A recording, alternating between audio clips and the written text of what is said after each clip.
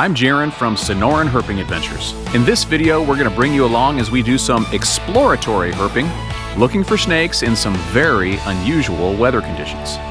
We spent some time flipping rocks, hoping to find one of Arizona's most variable and beautiful little snakes. Come along for the adventure and I'll tell you all about it. We started off early this year, in early January in fact, looking for ground snakes. And early January is outside of the time frame where I would normally even try to look for a ground snake. All right, we're here first thing in the morning. In January, it's cold. Here's the crew. And we're gonna see if we can find anything. Our guess so far is that we will find nothing. And a ground snake. And if we do find something, Armin thinks the first snake we'll find is a ground snake, so.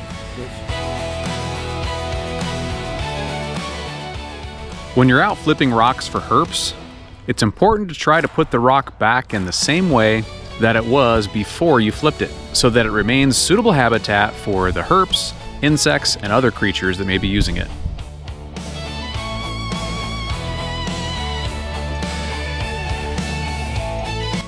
That one has a regenerated tail.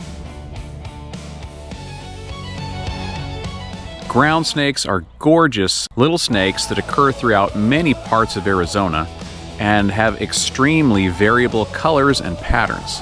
Take a look at a couple of them right here. Okay guys, I'm out again today looking for ground snakes. Okay, I've got another rock here. This one's looks like it's been in the sun for a while. So I'm just gonna go ahead and measure it. Mid to low 70s here. I'm gonna check underneath the rock. You know, it's moist under the rock. The temperature on the bottom side of the rock itself is 55.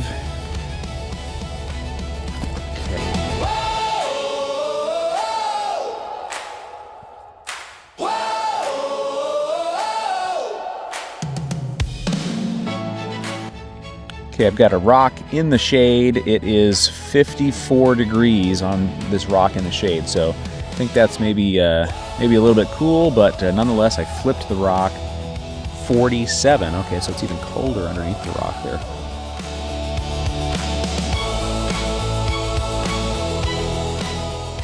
Okay, I am out here again, same location. It is a week later. Different today. I'm here at a different time. I'm here late afternoon. It's about 4:15 p.m. So we'll see if these conditions give us some different results.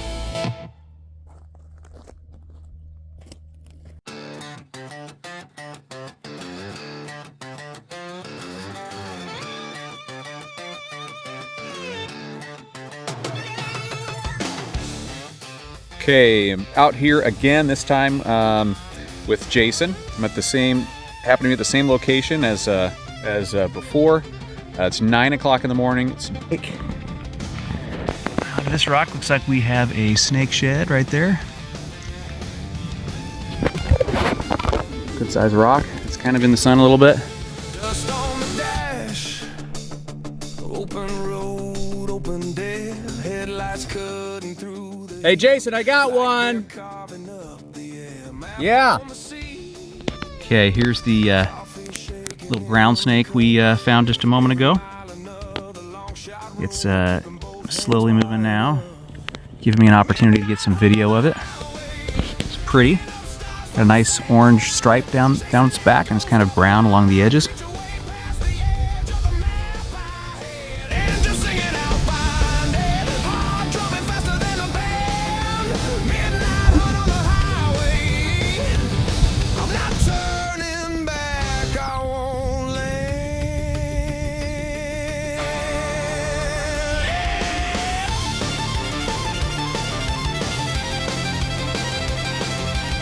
All right, I've had a chance to take some pictures and video of this guy, so I'm going to go ahead and put it back under its rock.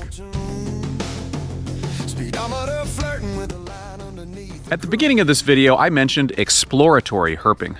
And you might be wondering, what is exploratory herping? Well, exploratory herping is when you herp outside of your normal herping patterns to learn something new. In other words, you're herping outside of your comfort zone. You might try herping at a different time of year, under different weather conditions, or even at a different location. Exploratory herping is the best way to really learn new things about herps, about herping, about what works, and about what doesn't work. During this video, every trip was an exploratory herping experience. So, what were the unique conditions, and what did we find? This fall and winter, Arizona received a lot of rain. The desert really greened up and came to life. And the snakes that I've been finding this year have all been fat and healthy.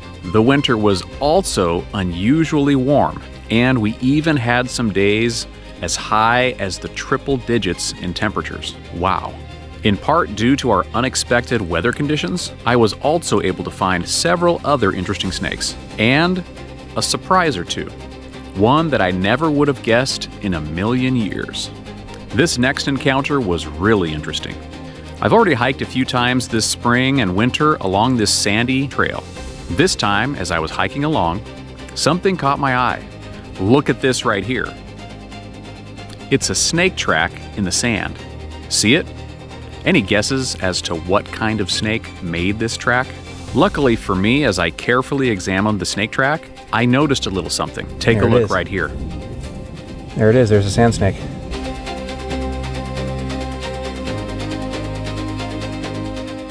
Look at how this snake just glides through the sand.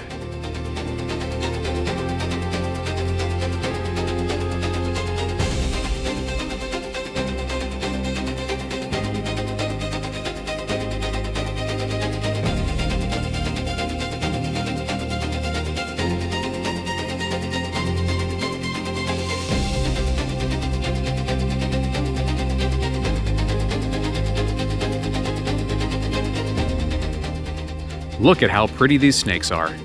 They're small snakes, very secretive, but are actually pretty common. And as you can see, very pretty snakes. There actually are ground snakes that can look quite a bit like this one. But this snake is a sand snake and not a ground snake.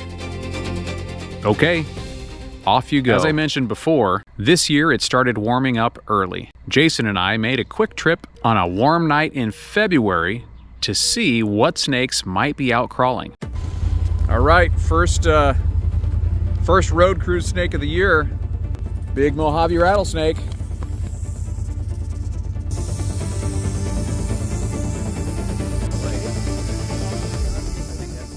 This one has some nice bright coloration. It's so cool to see this snake actually out at night in February. All right, let's keep moving and see what we can see. All right, snake number 2, Sidewinder. It's a good sized one, it's an adult. Not a little baby. But he is sucking up all the moisture, isn't he? All the heat, I mean. First Sidewinder of 2026. Looks healthy. Yeah, very healthy.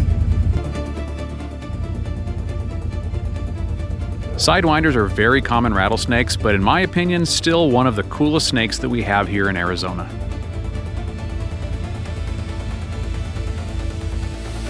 Okay, see you later. Let's move on. And on my way home from our little herping excursion by my house, here we are, Western Diamondback rattlesnake.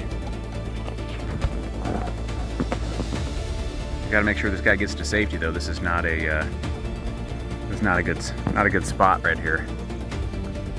But lots of traffic comes through here. If I can get it up there.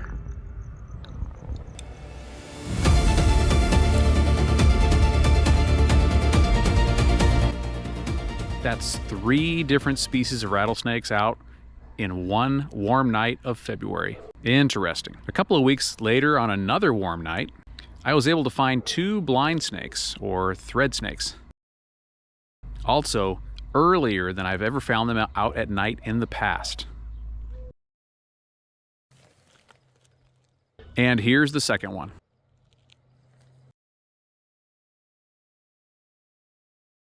And on the way home after finding the 2 blind snakes, I found this gorgeous long-nosed snake.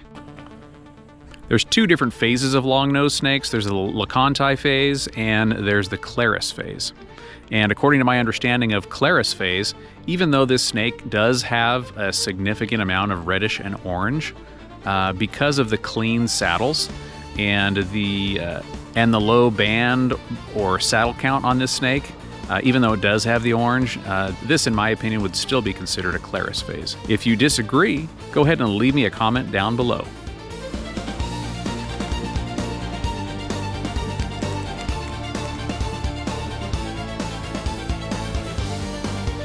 Because of how warm it was this year, we decided to make another trip further from home this time.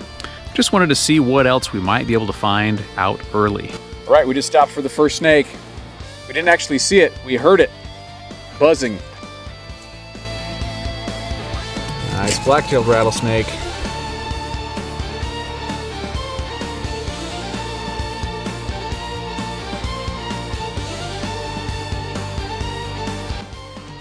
So we sure are racking up the different species of rattlesnakes that seem to be willing to come out at night if it's warm enough. This last encounter that I wanted to share with you was really strange.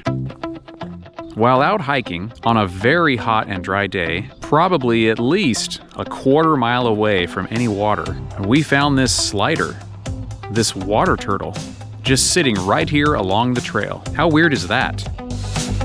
Was this guy out walking around trying to find water? And if so, where did it come from to begin with? Now, this type of water turtle is invasive in Arizona, and this location marks a new spot where they haven't yet been documented from, which I guess isn't a good thing. If you like this video, then I know you'll really like this video where we went rock flipping in Southern California for rosy boas. Check it out here.